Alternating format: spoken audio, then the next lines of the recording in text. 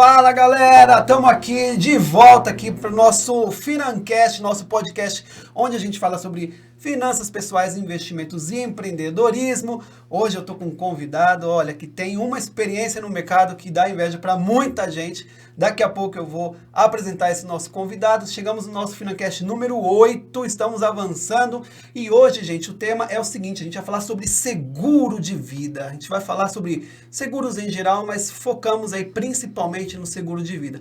Você é daqueles que prefere proteger a galinha ou o ovo? A gente vai descobrir um pouco sobre isso, a importância de ter seguro de vida e como isso funciona dentro do planejamento financeiro. Né? A gente sabe que o seguro de vida ele tem basicamente aí duas funções, que é proteção e sucessão, então a gente vai trabalhar um pouquinho sobre isso, falar um pouquinho sobre isso com o nosso convidado. Antes da gente começar, você está vendo ali o QR Code, aquele QR Code ele leva você a um lugar onde você pode fazer o seu diagnóstico financeiro. Não perca essa oportunidade, demora 4 minutinhos apenas, faz lá o seu diagnóstico financeiro e a gente vai entender como é que está a sua situação financeira. Será que ela está boa? Será que ela está ruim? Eu volto já já com o meu convidado, nosso Financast número 8, falando sobre seguro de vida. Galera, estamos aqui de volta no nosso Financast, hoje falando sobre seguros. Já estou aqui com o meu brother aqui, ó, o Rafael Carranca. Vou falar um pouquinho sobre ele, a trajetória dele, o Rafael Carranca, Scarnera Carranca. É isso aí, nome difícil, né? Nome difícil, né? Italiano. Scarnera é italiano. Né? Polonês que não é. É, né? mais difícil, né? Show de bola, Rafa. O Rafa, ele é economista, estudou na PUC. Ele também tem um MBA em marketing na FGV. Somos aí FGVers, né? Eu também estudei na FGV. Fazer um Faria Limer, né? Pois exatamente. Trabalha na Univalores. A Univalores que é um marketplace, né? Onde planejadores financeiros e corretores de seguros e agentes autônomos podem ali trabalhar, obviamente, e trazer ali toda uma gama de produtos no mercado financeiro para os seus clientes. É uma plataforma extremamente interessante, robusta, né, que está sempre ali melhorando para poder dar instrumentos aí dos planejadores financeiros, poder atender os seus clientes. Vamos conhecer um pouco mais sobre o trabalho do Rafa. E ele tem 20 anos só quase a minha idade, 20 anos de experiência e atuação no mercado segurador, sendo que desses 20 anos, 11 são só no mercado de seguros, é isso mesmo? Exatamente, Fábio. Rafa, seja muito bem-vindo, como é que você está? Muito bem, obrigado pela oportunidade. É muito legal estar aqui com vocês.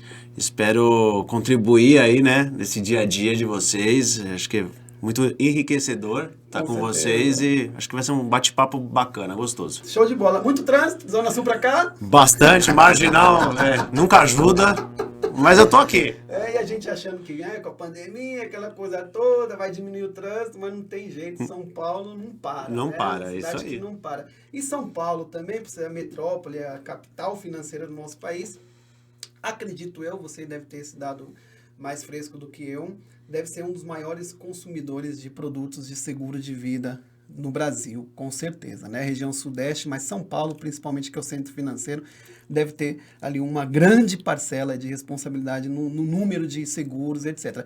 O que você acha que deve isso? Olha, na verdade, a cultura, né, ela é muito importante. Uhum. Então, o que a gente vê, hoje o país, né, que mais recolhe prêmio de seguro de vida no mundo é os Estados Unidos. Mas, percentualmente, Fábio, o país que mais... as pessoas, né, são mais protegidas, as famílias são mais protegidas é o Japão. Olha Quase só. 90% das famílias protegidas com uma apólice de seguro de vida. Olha só. No Brasil, a região sul, né, principalmente ali na Rio Grande do Sul, obviamente, né, Santa Catarina e Paraná, são as regiões que mais consomem proporcionalmente, né, proporcionalmente per capita, a apólice de proteção, né, para sua família. Olha que interessante. Obviamente, os maiores tickets estão em São Paulo, porque obviamente são as pessoas com maior poder aquisitivo, né, o centro financeiro, né, da América do Sul, né, da América Latina ainda é aqui, então os tickets maiores, obviamente, estão em São Paulo, mas percentualmente ainda a região do Sul... Do Sul, ela está ainda à frente. Olha só, eu não sabia dessa informação e a gente começa a olhar, e você falou de... Eu sei que esse tema aqui, essas perguntas nem estavam na pauta, né? Mas eu acho que é muito importante a gente falar, e eu sei que você tem propriedade para falar sobre isso. Você falou que quem mais consome é os Estados Unidos. Sim. E quem mais tem proteção é o Japão. Perfeito. E aí a gente começa a olhar essa questão da cultura, né? Como países de primeiro mundo têm como cultura proteger a vida. E a gente imita muito os países de primeiro mundo, né? Verdade. Às vezes imitamos em coisas que não são tão boas, mas esse tipo de exemplo, por exemplo, ele é muito bacana, porque a gente tem que pegar como exemplo os que estão fazendo certo, os que estão fazendo direito, Correto. né? E a gente tem aí Japão, Estados Unidos, que são grandes consumidores de produtos de seguro, e também o produto seguro de vida nesses países também são mais maduros que no Brasil, você concorda? Verdade. Aham. A prova disso é a concorrência, né? A concorrência, pelo menos na minha visão, ela é sempre muito bem-vinda. Aham. Por que a concorrência é sempre muito bem-vinda, né? Porque o vizinho, né, tá fazendo alguma coisa melhor que você é obrigado, obviamente, a inovar. Então, a inovação do mercado, a gente vê aí, principalmente nos últimos 10 anos, grandes corporações investindo muito no nosso mercado doméstico, né? Corporações locais e, obviamente, multinacionais também vindo para o Brasil, né, olhando para o nosso mercado. E, né, e aí você fala, poxa, mas por quê, né? Obviamente, tudo na vida tem um porquê, né? Eu gosto sempre de dizer isso. E a corporação local, né, e a multinacional também acaba vindo para o Brasil por quê? Porque hoje dentro do Brasil, né, aproximadamente, eu acabei de falar aqui do Japão, 90% das famílias têm esse benefício. No Brasil, apenas 15% tem esse benefício. Olha só. Então, veja, a gente tem aí um mar de oportunidades. mar de oportunidades para o planejador, para o corretor, para o agente autônomo e para a família também, né? Porque o que a gente vê muito hoje, né? O seguro hoje, obviamente, mais comercializado percentualmente também no Brasil é o seguro de automóvel. Olha só. Então, a gente vê que as famílias têm uma preocupação com o bem, né? Que é o seu carro, né?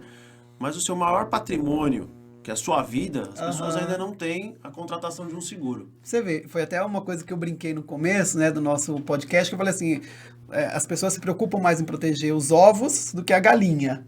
Né? O ovo ele quebra, uma galinha, a galinha ela tá lá para colocar outro ovo, né? Perfeito. Então, se você não protege a galinha morre, não tem ovo. É isso mesmo. Então, assim, é uma analogia, uma comparação que a gente faz brincando, mas ela retrata muito bem como é a nossa cultura. Então, a gente tem, além de ter um mercado muito amplo aí para se trabalhar, existe também um trabalho ainda muito grande que a gente precisa fazer como planejador, de conscientização, de educação, né? E fazer com que as pessoas entendam que seguro não é gasto, não é passivo, né?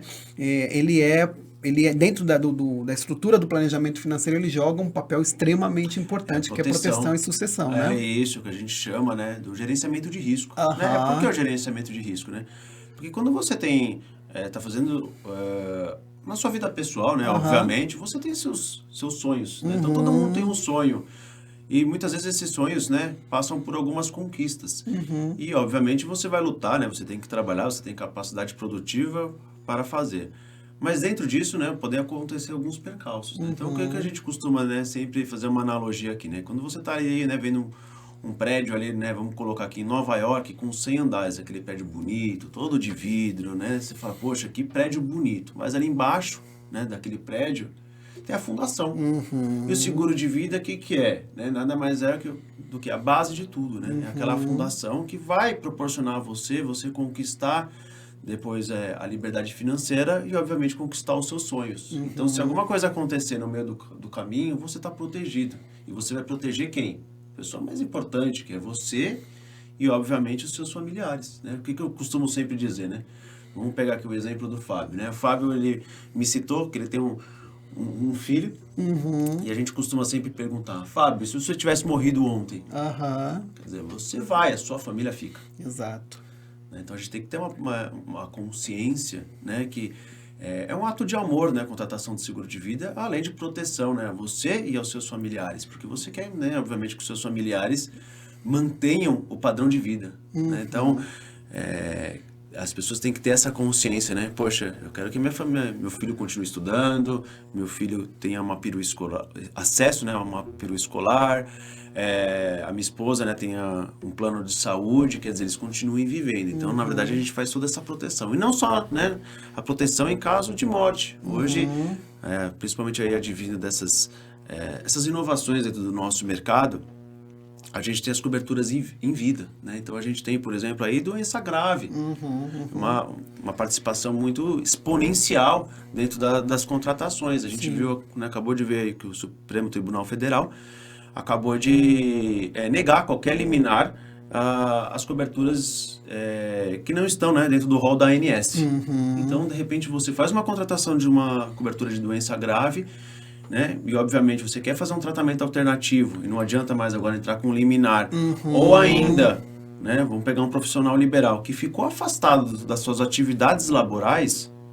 Essa cobertura de doença grave vai servir para quê? Para repor aquela, né, perda de renda que ele vem a ter. Exato. E não se descapitalizar, não comprometer ali o patrimônio que ela já conquistou ali até aquele então, né? Então, realmente, a gente vai, obviamente, falar mais sobre os outros tipos de seguro, mas realmente a gente tem que começar pela vida, né? Tem que começar pela vida.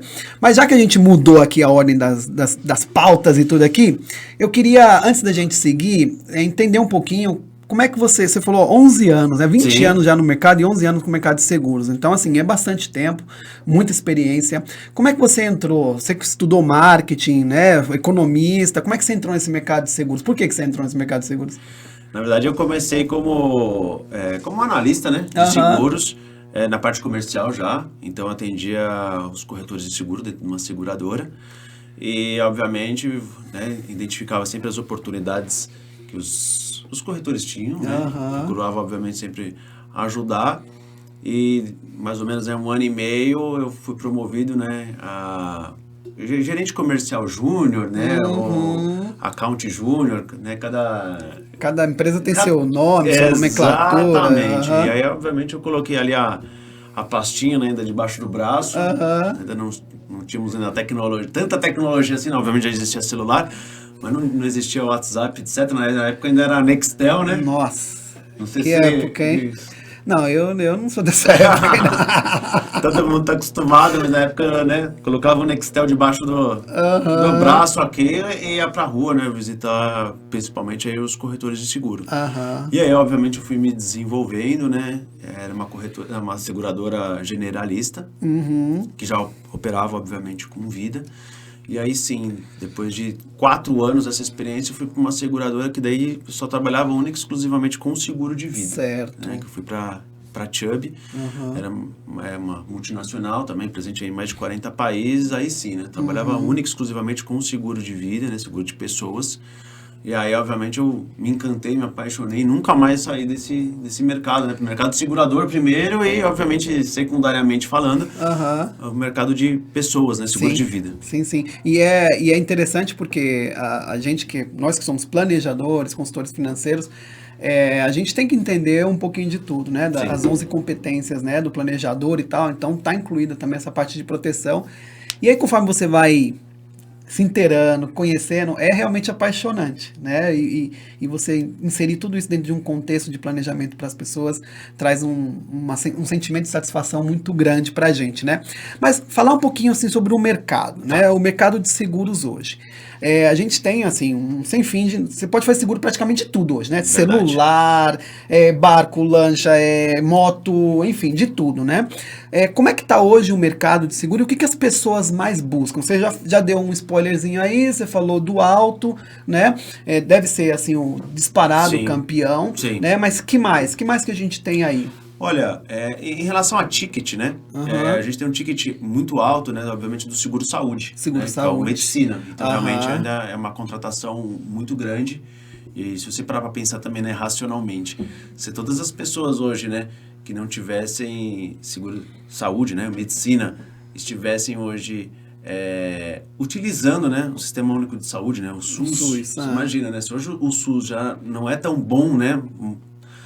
Colocar assim, se todas essas pessoas hoje que têm essa cobertura privada, né, também voltassem para o SUS, né, quer dizer, o sistema, sem dúvida nenhuma, iria colapsar. Então, como aconteceu na Covid, aí a gente viu, né? Exatamente. Fizeram um excelente esforço, foi assim, né, algo que mostrou até muito valor do SUS nesse sentido, né? Mas a gente sabe que em uma situação emergencial, ok, mas uma situação do dia a dia, isso sempre assim, fica meio complicado você manter. Então, Auto, saúde e o vida. Quando você fala saúde, você está falando do convênio médico? Convênio basicamente. médico. Ah, tá. Ok. Saúde, medicina, como alguns costumam dizer, porque tem um ticket alto, né? Então, obviamente, você faz familiar ou até empresarial, então realmente são os três, né? Mais comercializados no Brasil, né? Automóvel, saúde, obviamente, e o seguro de vida. Nessa sequência, sim, Nessa mesmo, sequência. nessa ordem. Legal.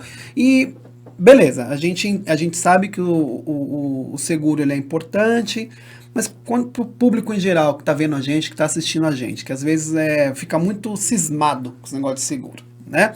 Acha que é gasto. Teve um cliente meu que até falou uma vez para mim assim, eu vou parar de pagar o seguro porque eu não uso. Graças a Deus você não precisa usar, né? Que é o tipo de coisa que você paga mesmo para não precisar usar, mas se acontecer, você tem ali à disposição, né?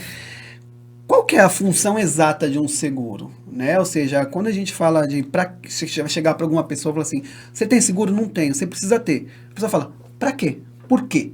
Né? Como é que a gente responde isso? Na verdade é assim, né? As pessoas ainda têm um pré-conceito, né? Com relação ao seguro de vida. Você foi muito feliz na sua colocação, que as pessoas falam, poxa, eu pago, mas não uso, né? Pô, ainda bem.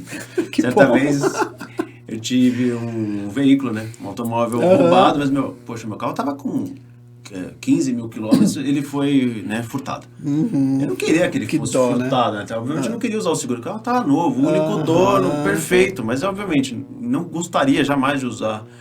Mas usei, fui bem atendido, fui indenizado. E o seguro de vida, tá? É o seu patrimônio. Então, na verdade, assim, quando a gente busca, né, ao longo da vida, né, obviamente, meu sonho é comprar uma casa própria, eu quero casar, quero ter um filho, obviamente eu quero ter uma previdência privada, quero ter meus investimentos para quando eu chegar na melhor fase da minha vida, ali com 60, 65 anos, poder gozar, poder usufruir de tudo aquilo que eu trabalhei e que eu construí. Né? Então, a ideia é essa, né? Um planejamento financeiro envolve tudo isso. Então, o seguro de vida nada mais é do que você fazer um planejamento financeiro e dentro desse planejamento financeiro tem que passar pela contratação de um seguro de vida.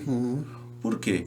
Porque se dentro dessa sua jornada, desse seu caminho, né, algo acontecer, você tem que estar amparado por uma cobertura. Se você vier a faltar, né, muitas vezes, né, você coloca aí o pai, a mãe, que são os arrimos financeiros daquele lar, daquela família. A gente vê hoje, de repente, a matriarca, né, ou patriarca, que correspondem aí a 60%, 70%, 80% das responsabilidades do lar. Se eles vierem a faltar, como é que continua aquela vida? Sim. Então vamos colocar aqui, por exemplo, né, um exemplo. Um profissional liberal é um médico. Ótimo. E muitas vezes a esposa dele, né, acaba tendo uma função que acaba se dedicando mais à família, aos filhos, obviamente, ao lar, enquanto está passando, são os filhos pequenos, né? Tem um filho de 1 ano, um filho de 3 anos, passar com essa primeira infância, né, que a gente costuma dizer. E se esse médico vem a faltar, como é que fica, né, os 2 filhinhos dele, né, o de 1 ano, o de 3 anos e a esposa? Principalmente quando ela se dedica ao lar, né? Não tem uma renda ali, né? Não gera renda. É isso. Por mais que às vezes ela fala assim, mas ela é uma administradora e vai voltar para o mercado, eu não tenho dúvida que vai.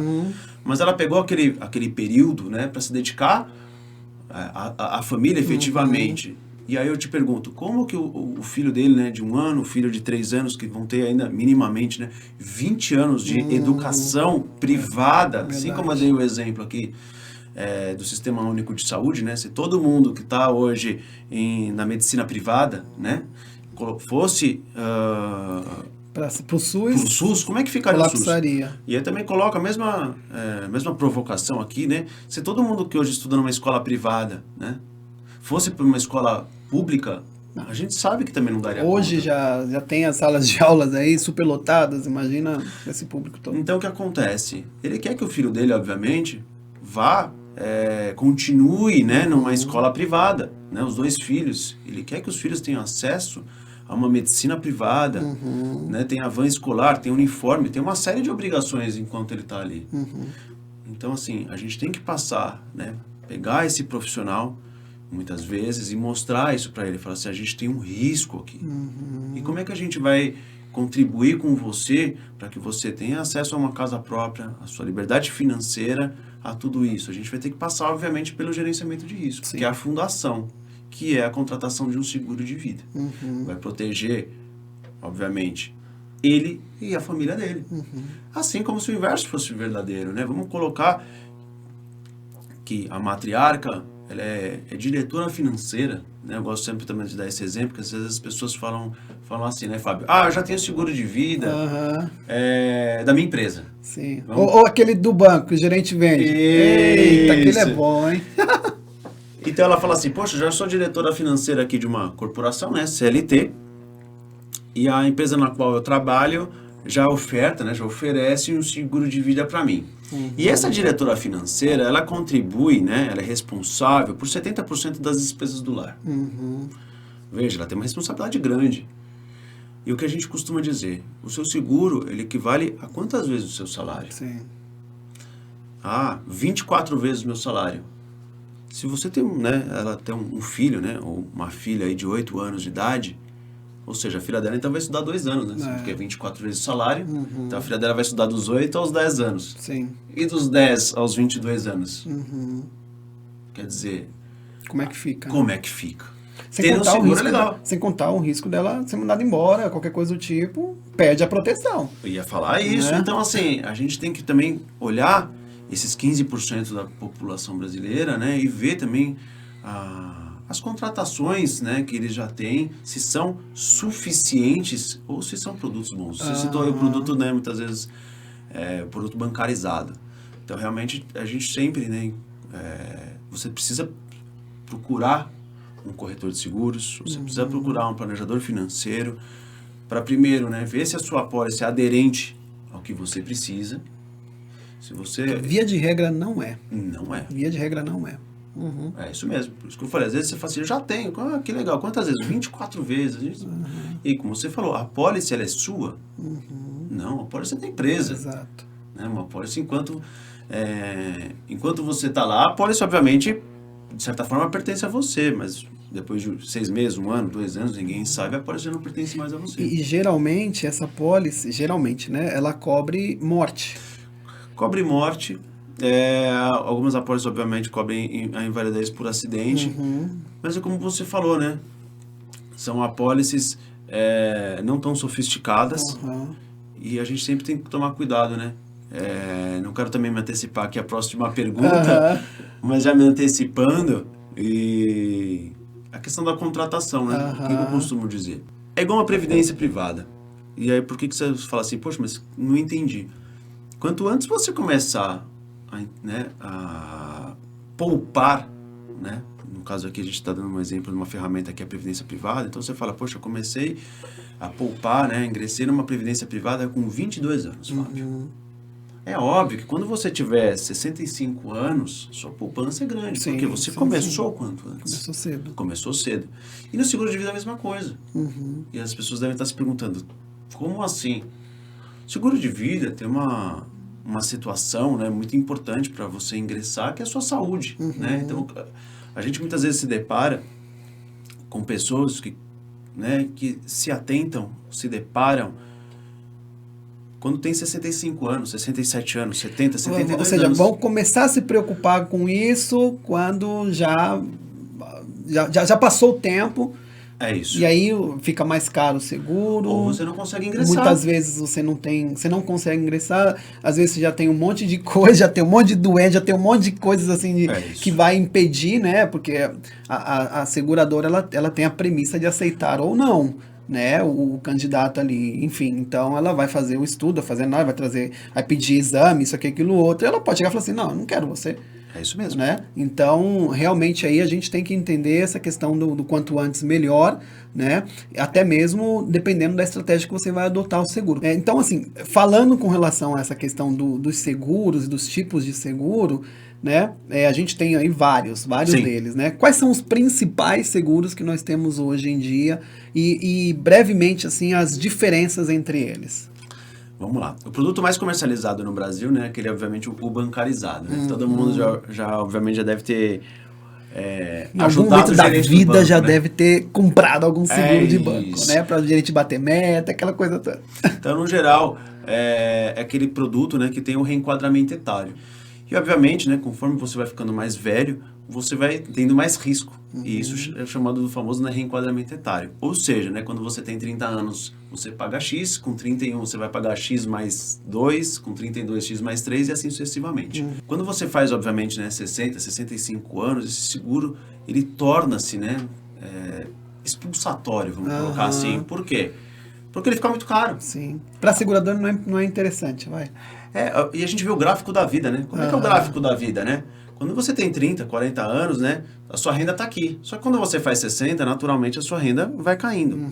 E o seguro está exatamente no sentido contrário. No sentido contrário. Então, o que estava acontecendo? Né? A sua renda passa a cair ali com 60, 65 anos, naturalmente. Você não tem tanto testosterona, você vai se aposentando, a sua renda vai cair. Com 60, 65 anos, o seguro ele acaba apontando. Sim. E aí, obviamente, você fica com aquele sentimento, né, que a gente conversou há pouco, assim, poxa, paguei meu seguro, né, 20, 30 anos, não usei, e agora, que é quando eu mais preciso efetivamente, eu não tenho acesso à cobertura. Então, esse é o seguro mais comercializado, que é o chamado tradicional. Vida toda, ou é o vida inteira? É um seguro, na verdade, é o vida inteira. Vida né? inteira, tá, o vida inteira. Vida inteira, né? É um seguro que efetivamente... Você paga a vida inteira com uma enquadramento. É uma pólice alugada. Isso. Você não compra a proteção, você aluga. Você aluga a pelo proteção, tempo que você paga. Exatamente. Então, enquanto você está pagando, obviamente você está coberto. Só que chega uma hora da vida, né, principalmente com 60, 65 anos, que é quando você mais precisa daquela apólice, obviamente você vai ficar sem, porque o reenquadramento etário, né, as atualizações monetárias são inviáveis. Começa a ficar muito alto, certo? Então você também nunca sabe quanto você vai pagar no ano seguinte, né? Porque você começa pagando X reais no ano 1. No ano 2, você não sabe, porque ninguém tem o trabalho de ler as condições gerais. Então você muitas vezes tem um reenquadramento de 20%. Então vamos colocar aqui um número de 500 reais. 20% de 500 reais já pula para 600. Então o que a gente acaba vendo, né? E naturalmente, às vezes, né, antes dos 60 anos isso vai acontecer. Então você começou com 500, foi para 600, foi para 720, para 850, R$1.000. A sua renda, muitas vezes, não acompanha esse reenquadramento etário, que esse reenquadramento etário muitas vezes é de 20%. Sim, às vezes até mais, né? Às vezes até mais. E o seu dissídio, né, para quem é CLT ou para quem é um profissional liberal, muitas vezes você não consegue ter 20% a mais de cliente todo ano, né? Todo ano tá aquela batida, né? 20% a mais. Então, o que acontece? Também, naturalmente, a taxa de permanência desse produto tradicional é de 3, 4 anos. Olha só. Porque aí você vai mudar de faixa, você sai. Você mudou a primeira, mudou a segunda, mudou a terceira, Fábio. O que acontece? A sua renda não acompanhou. A gente está falando de 20% ao ano. Sim. Obviamente que a gestão é composto, mas a gente está falando de 60% em 3 anos. Você consegue crescer a sua renda em 60%? É muito difícil. Então o que acontece? Você acaba cancelando o produto. Exato. Então esse é um produto que usualmente a gente não opera, a gente não oferta, porque a gente entende que não é o melhor produto a ser comercializado. Certo. E aí a gente tem então o a termo, né? Boa. Como é que é o a termo? Esse é um seguro muito bacana. É um seguro também alugado, mas é um seguro que você sabe exatamente quanto você vai pagar. Por que você sabe exatamente quanto você vai pagar? Porque de tudo isso, né, quando você é visitado por um corretor ou por um planejador financeiro, ele vai fazer a análise da sua real necessidade. E quando ele faz a análise da sua real necessidade, o que a gente acaba percebendo? Vamos pegar aqui o exemplo de uma pessoa que tem um filho de 15 anos. Então, ele tem uma necessidade latente, né, por 10 anos, por exemplo, para a educação do filho dele. Né, que a gente sabe que tem ainda faculdade, de repente, algum curso. Então, ele precisa proteger, né, trazendo esse exemplo aqui da educação, dos 15 aos 25 anos, a educação do filho dele, as despesas do filho dele, porque ele também entende que com 25 anos o filho dele vai bater asa e vai voar, não vai depender mais financeiramente dele. E aí dentro do planejamento financeiro também é um tempo que ele vai poder se planejar para poder chegar na sua independência financeira e já não ser mais dependente do seguro, não precisar mais. Certo. Então o que acontece? Você faz um seguro, né, que a gente chama de temporário, por 10 anos. Então você tem já um prazo determinado e não tem esse reenquadramento etário. Certo. Então o que acontece? Sem surpresa. Sem surpresa. Então vamos pegar aqui um outro exemplo, né, aquele exemplo anterior que a gente acabou dando. daquele médico que tinha um filho de 2 anos. Então você pode fazer também um seguro por um prazo determinado para aquele médico de 20, de 25 anos. Sim. E ele sabe exatamente quanto ele vai pagar nos próximos 20 anos. Então olha que bacana. Se você fez um planejamento e dentro daquele planejamento, aquele valor, né, disponibilizado de investimentos para seguro, coube no orçamento dele ali no ano, no mês zero, você concorda comigo que depois de 20 anos, a renda dele naturalmente vai subir, mas o seguro não, porque o seguro está estabilizado. Ele só tem o reajuste da inflação, né? IPCA, Só né? IPCA. Só IPCA. No capital segurado, para também ter uma isonomia, mas também na parcela. Obviamente, os 2 últimos anos, a gente viu o IPCA um pouquinho fora da regra. Mas não é algo que não vai acontecer sempre. Mas, no geral, a média, né, do IPCA desses últimos anos tem sido 4, 5%. Então, se a pessoa começou pagando ali, né, os R$500 que eu dei ali o exemplo, 5% de R$500 é R$25. Então, mas em contrapartida, o capital assegurado dele também sobe na mesma proporção. Se for 1 milhão, ele passa a ter... 1 milhão mais 5%. Isso, 1 milhão e 50. Aí, no caso, por exemplo, a gente poder fechar, então, essa parte, a gente tem o whole life. Tem o whole life. Né? E, diferentemente do a termo, o whole life, ele é resgatável, certo? Brevemente, como é que funciona essa dinâmica do whole life? É um produto muito bacana, né? Às vezes eu vejo muita gente, né? Eu costumo sempre fazer essa pergunta. Uma pessoa que tem patrimônio, né? E vamos colocar aqui um patrimônio de 10, 15, 20 milhões, né? Eu costumo sempre perguntar. Esse cara precisa de seguro de vida? E tem muita gente que fala, não, esse cara já é rico. É verdade, esse cara já é rico, né? Poxa, tem muitas vezes aí, né, um patrimônio de 10 milhões de reais, sem dúvida nenhuma, ele já tem um patrimônio suficiente. Muitas vezes esse patrimônio já está consolidado né? em um banco. Ele tem uma renda já advinda ali e, obviamente, ele não tem tanto risco. E as pessoas falam, então, realmente, esse cara não precisa de seguro de vida. Mas aí eu pergunto, né, vamos pegar um exemplo de um cara que realmente tenha essa situação já estabilizada, consolidada. E a sucessão patrimonial dele, ou ainda a sucessão empresarial? Sim. Vamos pegar um exemplo aqui, por exemplo, de um advogado, tá? Um escritório de advocacia. Se um dos sócios vier a faltar, obviamente, a família teria acesso a entrar, obviamente, no lugar reclamar do sócio. Ali, né? Reclamar ali, perfeito. Só que a gente tem a necessidade de uma habilitação técnica, que é a OAB. Então, muitas vezes, a esposa, o filho, não são advogados, não tem aquela habilitação. Que, no caso aqui, né, é a OAB. Ou ainda, o filho pode até ser advogado, mas não é daquela área, né? Às vezes o pai é um grande advogado, tributarista, mas o filho é um advogado trabalhista. Sei lá. Ou seja, então, primeiro ponto, ele não tem muitas vezes a certificação, ou às vezes ele não é especialista naquilo que o pai faz. Falando aqui um pouquinho de sucessão empresarial. E outra coisa, a gente fez uma sociedade aqui, né? Eu e o Fábio. A gente não fiz uma sociedade com a esposa do Fábio ou com o filho do Fábio. Segundo ponto. E o terceiro ponto ainda dessa sucessão empresarial, questão de caixa. Que às vezes a gente fala assim, então tá bom, vamos fazer o seguinte. Quanto vale o nosso negócio aqui, Fábio?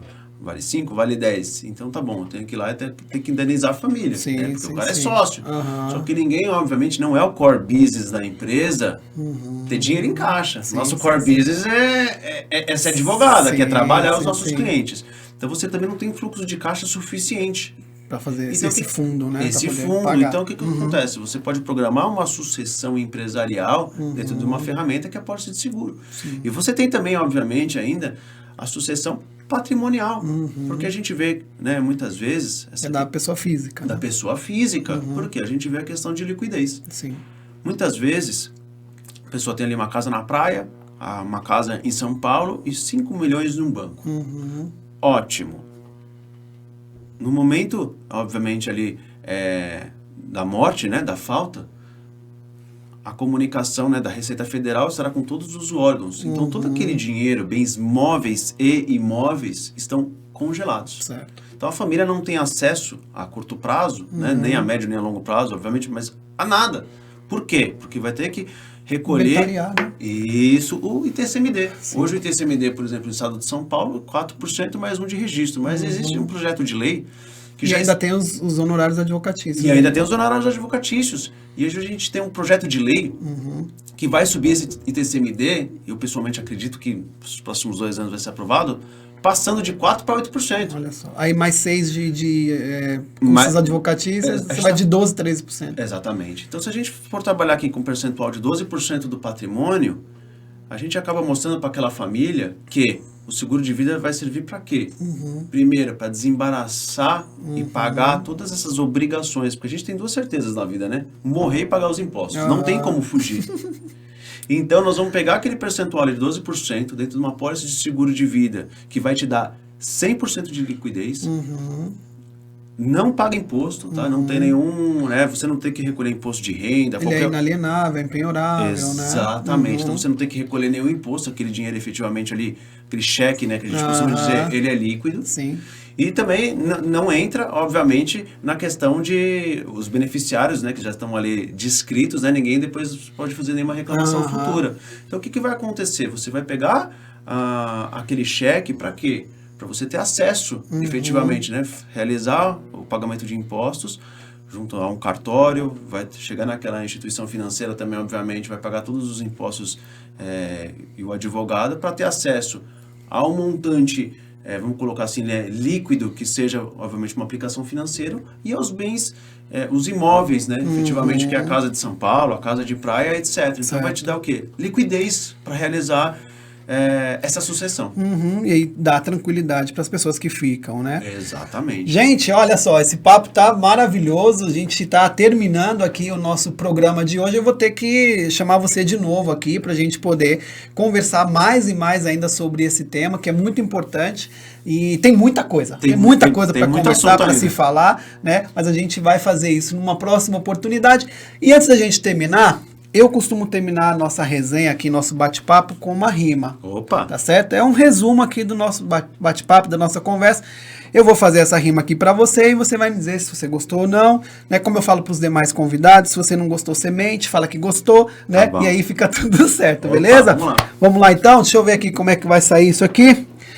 Já chegamos ao final de mais um Financast. O tempo passa, a hora voa, o papo é bom, então esquece. E por falar em papo bom, deixa eu te adiantar. O tema desse episódio eu sei que você vai gostar. Tem de carro, tem de casa, tem pra quem é profissional, tem de moto, tem de lancha, tem pra viagem internacional. Eu tô falando de seguro sem muita enrolação. Pra que ficar em cima do muro andando sem proteção? Quem tem seguro, a vida protege. Te passo a direção. Sucessão patrimonial em vida proteção. Protege seu patrimônio, caso algo acontecer, transfere seus bens sem neura, caso venha a falecer.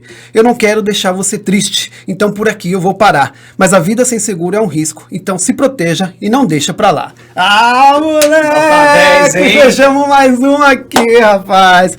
Terminamos aqui o nosso... O que você achou do nosso rap? Muito bom. Tá dentro ali, é isso aí mesmo? Nota 10, hein? Show de bola, show de bola. Tem que descobrir você, hein? Não, então, ó, pessoal, Sony aí, as demais gravadoras aí, ó, falem com o meu agente. Gente, a gente tá concluindo aqui o nosso Financast. Rafa, fala pra gente aí o seu arroba, né, pro pessoal poder te seguir lá no Instagram, pessoas que queiram saber mais, conhecer mais sobre esse mercado que é tão importante, né? Fala aí pro pessoal te conhecer, a gente vai colocar ali também, ó, tá aparecendo ali, vai lá. Pode me chamar aí no Instagram, né? @RafaCarranca. Será um prazer aí bater um papo, né? Poder ajudar quem quiser. Sempre estou à disposição. Acho que é um prazer, né? Estar aqui com vocês. Show de bola. Poder contribuir um pouquinho aí com a turma. Então, é nóis. Tamo junto, então. Galera, vejo vocês no próximo episódio. Vejo vocês aqui no próximo episódio. Até lá. Se cuidem. Tchau, gente.